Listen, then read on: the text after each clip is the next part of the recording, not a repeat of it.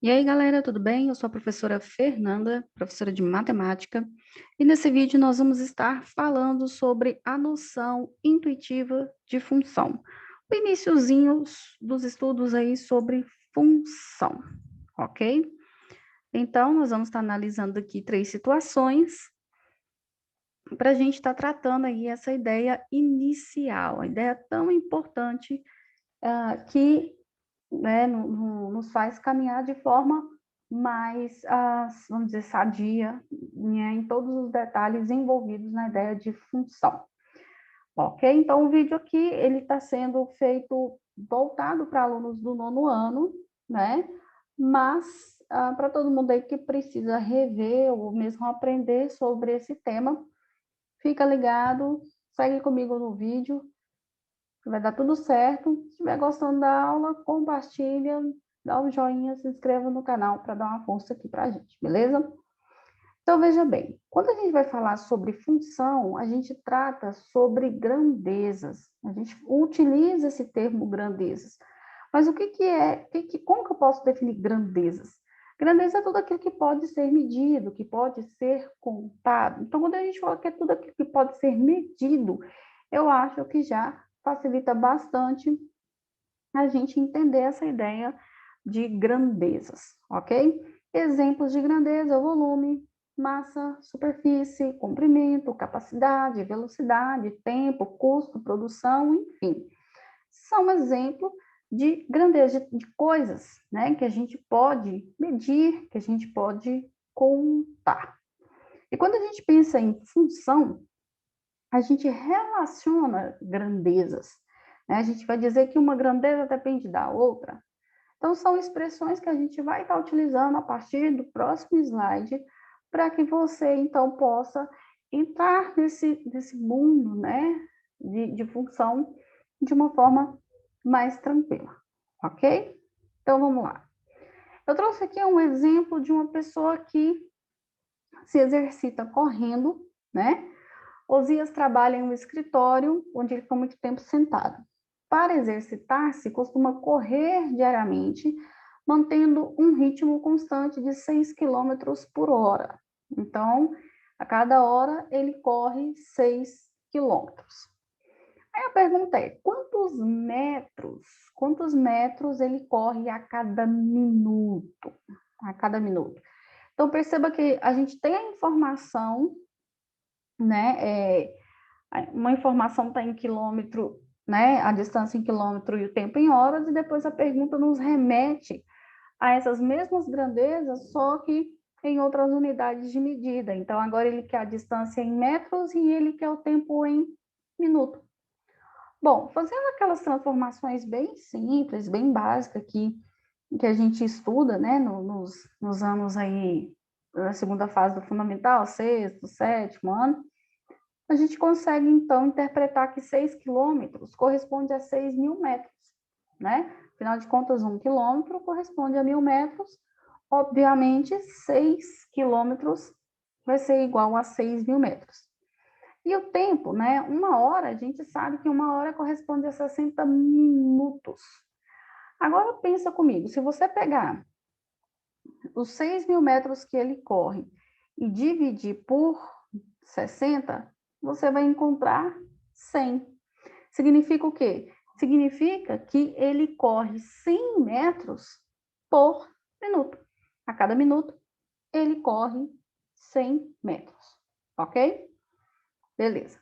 O que isso tem a ver, então, com o que a gente está falando sobre função? E agora eu quero que você se concentre em alguns termos que eu vou estar utilizando aqui. Então, veja bem, essa situação dos dias a gente pode estar organizando em uma tabela.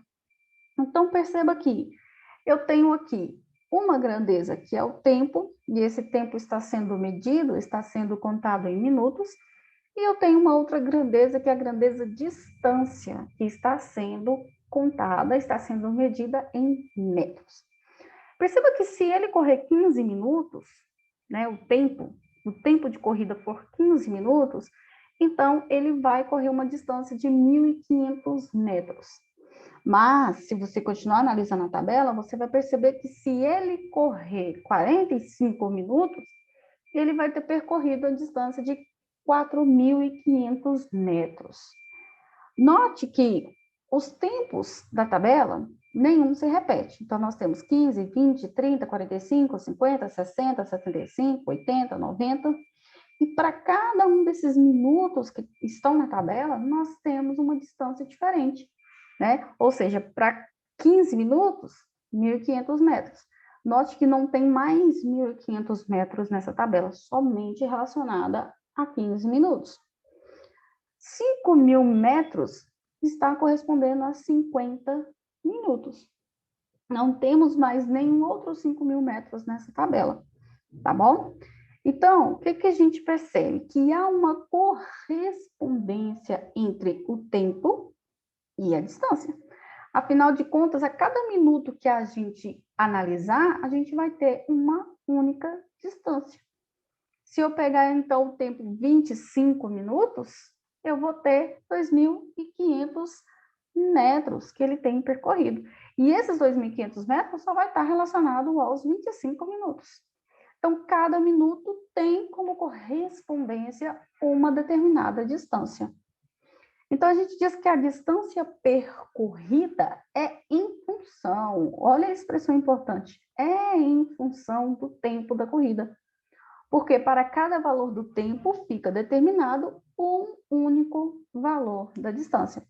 Ou seja, para a gente conhecer qual foi a distância que ele correu, a gente precisa saber o tempo em que ele correu, o tempo que ele ficou se exercitando, para a gente poder conhecer a distância que ele conseguiu fazer. Beleza? Olha só. Agora, vamos trabalhar o seguinte. Ao invés de estar usando a palavra distância, a palavra tempo, toda hora, distância, tempo, eu vou trazer uma carinha matemática para a situação. Eu vou chamar a distância de y e o tempo de x. Nós já sabemos que a distância ela é igual a 100 vezes o tempo, porque para cada minuto ele corre 100 metros. Então, para eu saber a distância, basta eu pegar cada minuto que ele fez e multiplicar por 100. Ok. Agora, se eu trocar a palavra distância por y e a palavra tempo por x, eu vou ter uma expressão matemática com duas letrinhas. Então, ficou y é igual a 100 vezes x. Y é igual a 100 vezes x. Essa expressão, ela é mega importante para a gente na função, tá? Mas daqui a pouco no vídeo eu vou trazer para você o nome que essa expressão ela recebe. Mas perceba que, independente do tempo que ele correr, a gente consegue saber a distância que ele conseguiu percorrer. Então, por exemplo, se ele correu lá, sei lá, 50 minutos, basta eu pegar os 50 e multiplicar por 100, que aí eu vou saber qual foi a distância que ele conseguiu correr dentro desse tempo, ok? Então, para conhecer a distância, eu preciso do tempo, eu preciso conhecer o tempo. Sem o tempo, eu não consigo conhecer a distância. Logo, a gente diz que y, que é a distância, depende de x, que é o tempo. Uma grandeza depende da outra. Se uma grandeza depende da outra, então a gente diz que uma grandeza está em função. Em vez de falar depende, né, que às vezes fica uma expressão um pouco ruim, dependendo da situação, então, matematicamente, de forma bem elegante, a gente diz que uma grandeza está em função da outra. E no nosso caso aqui, o y está em função do x. Quando eu der um valor para x, eu conheço o y. Beleza? Então, aqui uma definição bem básica sobre essa noção inicial de função. A gente diz que quando há correspondência, quando há uma relação entre duas grandezas x e y, de modo que para cada valor de x fica determinado um único valor de y, dizemos que y é função de x, ou y está em função de x, ok? Veja essa outra situação aqui. A gente está diante de uma situação bem corriqueira, né? Uma situação, andar de táxi ou de Uber, no caso aqui é o táxi. E aí, lá no telefone, a gente percebe o modo como o valor final da corrida ela é calculada. Qual vai ser o preço final que o cliente paga se ele pegar esse táxi aí da empresa Ponto Central de Táxi? Como que calcula o preço dessa corrida?